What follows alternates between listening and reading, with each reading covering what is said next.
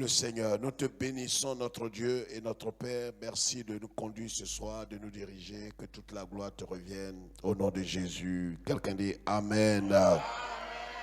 Amen. Veuillez vous asseoir. Nous allons lire un passage de l'Écriture.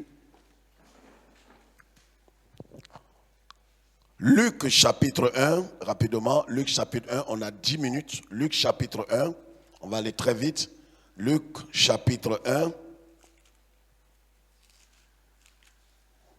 Je lis la parole de Dieu. Luc chapitre 1.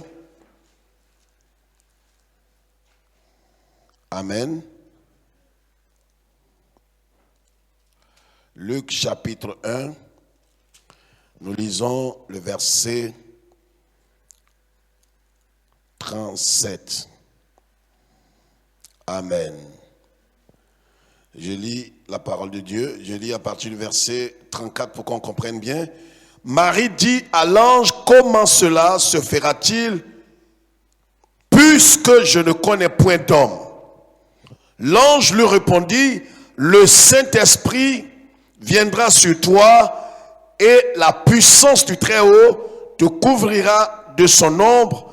C'est pourquoi le Saint-Enfant qui naîtra de toi sera appelé Fils de Dieu. Voici Élisabeth, ta parente a conçu elle aussi un fils en sa vieillesse. Et celle qui était appelée stérile est dans son 6e mois. Car rien n'est impossible à Dieu. Car rien n'est impossible à Dieu. Marie dit, je suis la servante du Seigneur, qu'il me soit fait selon ta parole. Et l'ange la quitta.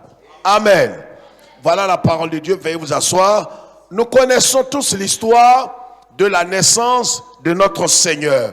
Comment l'ange de Dieu a visité la Vierge Marie.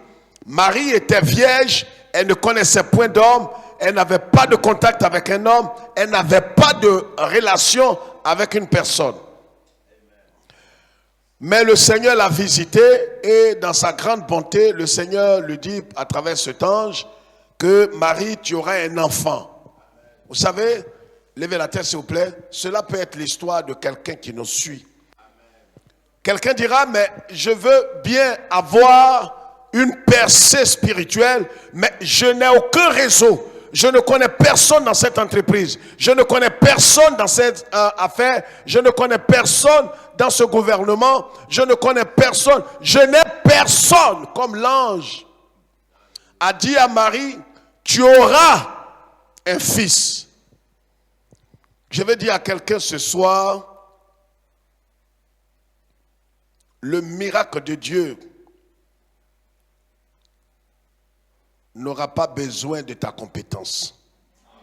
Non, tu ne m'as pas compris.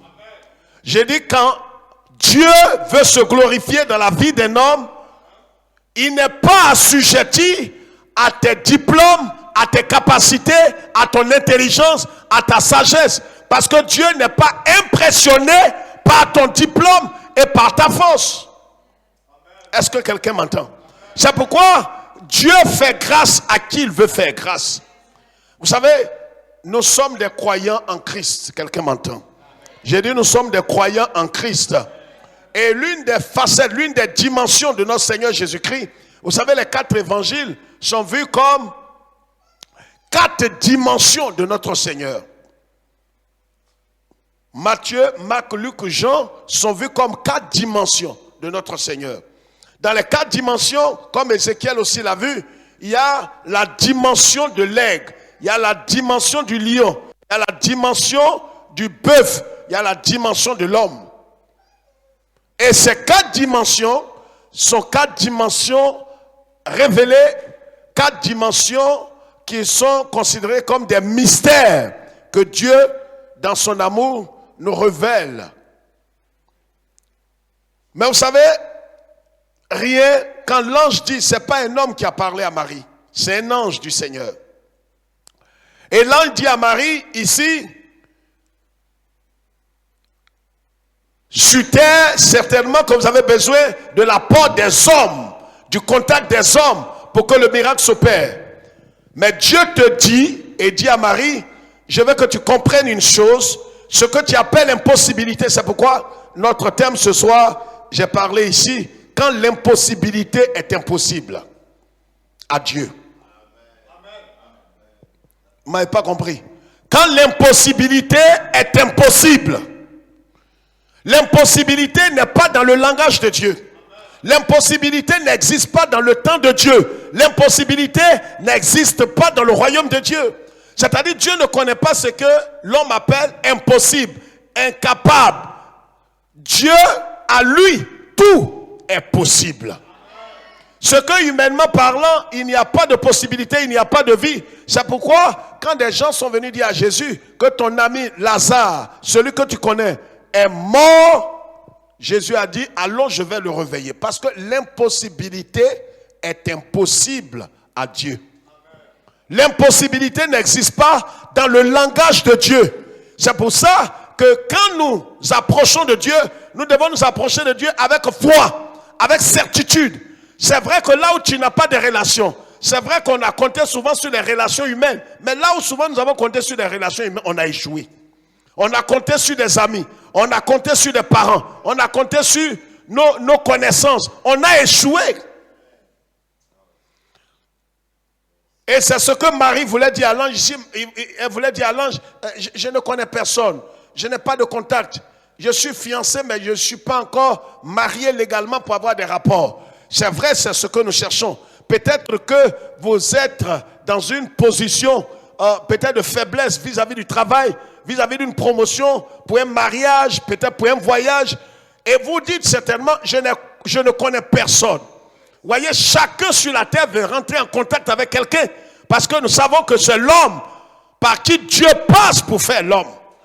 Mais vous savez, Dieu est tellement grand qu'il peut même s'en passer des hommes pour opérer dans le surnaturel dans ta vie. Est-ce que quelqu'un entend ce que je dis? Je peux vous dire quelque chose ce soir? Le lion est le roi des animaux. My goodness. Mais ça ne veut pas dire que le lion est plus fort que tous les animaux. Est-ce que je parle à quelqu'un? Il n'est pas plus fort que l'éléphant. L'éléphant est gros. Le lion n'est pas plus fort que l'éléphant.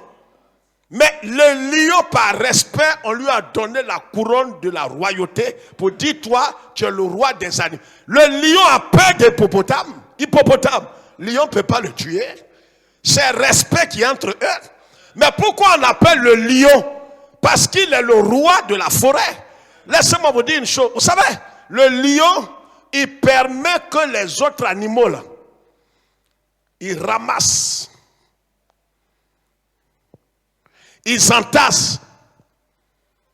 Et ils viennent, ils amassent. Ils viennent pour amasser, entasser. Et le lion, lui, vient pour ramasser. Tu ne m'as pas compris. J'ai dit, c'est pourquoi avec Dieu, il n'y a pas d'impossibilité. Il y a des gens qui ramassent et ils peuvent amasser. Toi, tu viens pour ramasser. Quand tu mets dans la face et dans la dimension de Christ, le lion de la tribu de Juda. C'est pourquoi, vous voyez, le lion, très souvent, dans la forêt et dans l'histoire, quand on lit, on voit que le lion, on a l'impression qu'il est paresseux. Non, quand Dieu est de ton côté, des gens ne comprendront pas ton attitude. Parce que eux, ils peuvent amasser, ils entassent, et c'est toi qui manges. Je parle à quelqu'un. Dis à quelqu'un, rien n'est impossible. Dis, l'impossibilité est impossible à Dieu. Dieu ne connaît pas impossibilité. C'est pour ça que quand l'on te dira pour ton affaire, pour ta promotion, pour ton travail, pour tes entrailles, il n'y a plus de possibilité, dis c'est l'homme qui a dit ça. Est-ce que quelqu'un m'entend? Dis c'est l'homme qui a dit ça. Les gens disent tu vas mourir, mais c'est l'homme qui a dit ça. Est-ce que Dieu a parlé? L'impossibilité est impossible à Dieu. Frère, je vais te dire ce soir, sois fortifié. Prends courage. Bénis l'Éternel. Parce que l'impossibilité est impossible à ton Dieu. C'est pourquoi l'ange a dit à Marie, L'ange dit à Marie, pendant que Marie est en train de parler, l'ange dit à Marie, tais-toi. Ta tante, ta parente, celle qui était vieille, la vieille là, celle pour qui les gens se moquent au quartier, elle a marié un pasteur. Ils n'ont pas d'enfants. Mais à l'heure où je te parle, alléluia. L'ange est en train de révéler des secrets. Aïe, la vieille là, elle est enceinte. Elle est en train de cacher sa grossesse. L'ange vient révéler. Je t'annonce que ton histoire va révéler l'histoire de quelqu'un. J'appuie ça pour terminer. Vous savez tous avec moi que derrière un village, il y a un village. Ton histoire va révéler une autre histoire. L'ange, il n'est pas venu pour la vieille là. Hein. Mais à cause de toi, la grâce est en train d'être manifestée dans la vie de quelqu'un. Est-ce que je parle à quelqu'un? L'impossibilité est impossible à ton Dieu. C'est pas fini. Dis c'est pas fini. C'est l'homme qui a dit c'est fini. Mais c'est pas fini. Fini n'est pas fini. Fini de fini n'est pas fini. Quand l'homme dit c'est fini, c'est que Dieu n'a pas encore commencé. Alléluia. Sois fortifié. Sois fortifié. Prends courage. L'ange lui dit, voici Élisabeth. Ah, mais l'ange, on ne t'a pas demandé ça, tu révèles les choses cachées. Il dit, ta tante au quartier là. La vieille là. Elle est enceinte actuellement. Mais l'ange, qui t'a demandé tout ça? Ta tante là. La vieille Élisabeth, ta parente, a conçu elle aussi un fils en sa vieillesse. Et celle qui était appelée stérile est dans son 6e mois. L'ange là connaît tout. Ce n'est pas un ange simple. C'est Jéhovah. Alléluia. Car, l'ange dit, car rien n'est impossible à Dieu. Quand l'ange a dit ça, regarde, tout est impossible aux hommes, au réseau. Peut-être à ton corps, mais à Dieu, rien n'est impossible. Ton corps peut-être peut plus supporter tant, mais Dieu sait ce qu'il va faire. Est-ce que je parle à quelqu'un? C'est pourquoi ce soir, bénis le Seigneur. Réjouis-toi dans le Seigneur. Gloire à ton Dieu, car il sait ce qu'il fait. Amen. Amen. C'est pour ça que même si tu es le dernier, mais il y a quelqu'un qui est dernier avec toi. Jésus. Alléluia. Parce que lui, il est l'alpha et l'oméga. Il est le commencement et le dernier. Donc si tu es dans le dernier, sache que lui qui est le dernier par excellence est avec toi. C'est que ce n'est pas fini. Amen. C'est une parole d'encouragement. Quand l'impossibilité est impossible à Dieu. L'impossible. Et vous allez voir dans tous les cas où l'homme a dit c'est désespéré, c'est terminé, il n'y a plus d'espoir. Avec la fille de Jairus, on a dit, ils sont venus dire à Jésus, ça ne vaut pas la peine d'importuner. Vous savez, pour ta situation, certaines personnes diront, il ne faut pas importuner Jésus, ne prie plus, il n'y a plus rien à faire. Mais le Seigneur, lui, ce que toi tu dois savoir, c'est que l'impossibilité là est impossible à Dieu. Il n'y a pas d'impossibilité chez lui. Quand les hommes mettent point, lui il vient, il voit le point. Il les laisse mettre point. Lui il vient, il met virgule. Pour dire ton histoire continue. Amen. Je vous ai parlé de l'histoire de Anne pour terminer en 1 minute. L'histoire de Anne. Anne était traumatisée par Pénina. De passage, n'oubliez pas qu'il y a 2 livres de Samuel. Quelqu'un comprend l'histoire? Non, je sais que vous ne comprenez pas. Même ceux qui nous suivent ne comprennent pas. Vous ne voyez pas le mystère qui est là dans ça là. Pénina là, c'est l'autre femme du papa de Samuel. Donc on peut dire c'est là. Non, bon, enfin, en français terre à terre, on dit c'est la marate. La marate de Samuel. Vous ne voyez pas que Dieu c'est un mystère. C'est à partir du fruit des entrailles de Anne qu'on va entendre parler de Pénina. Mais qui a écrit Bible? Qui a écrit Samuel? C'est le prophète lui-même. Mais en écrivant, malgré la méchanceté que cette femme a créée à sa maman, elle a mentionné le nom de Pénina dans un seul chapitre. tous les autres chapitres là parlent de la joie de sa maman et du bonheur de sa... Regarde, tes ennemis vont occuper un seul chapitre dans ta vie. Mais une fois qu'ils occupent un chapitre, après le chapitre 1 là, on parle de Pénina ou encore rien. On ne parle que de prophète et de sa maman et de ses cantiques. Je dis que tes pleurs ne vont pas se multiplier. C'est tes joies. C'est pourquoi? Parce que le Seigneur dit quoi? Rien n'est impossible à Dieu. Pénina pensait que Anne allait pleurer toute sa vie. Mais c'est ne pas connaître Dieu. Car à notre Dieu, rien n'est impossible. Pénina, voilà ce que certains pensent de toi. Non, c'est fini. Pour la soeur là. Non, c'est fini. Son temps est dépassé. Non, il n'y a plus de possibilité. Le patron a mis croix. C'est ce que Pénina pensait de Anne. Mais c'est l'enfant qui va sortir des entrailles de Anne qui va même rappeler et mettre le nom. Certainement que peut-être quand le prophète écrivait, parce qu'on ne connaît même pas les enfants de Pénina. Mais on ne connaît pas ceux qui ne sont rien devenus. Ce qui viendra en dernière position de toi. C'est pour ça que ne désespère jamais. Dis à ton voisin, rien n'est impossible à Dieu. Dis, Dieu n'a pas fini. Dis, fini n'est pas fini. Dieu sait ce qu'il fait. Il ne faut pas emprunter des raccourcis.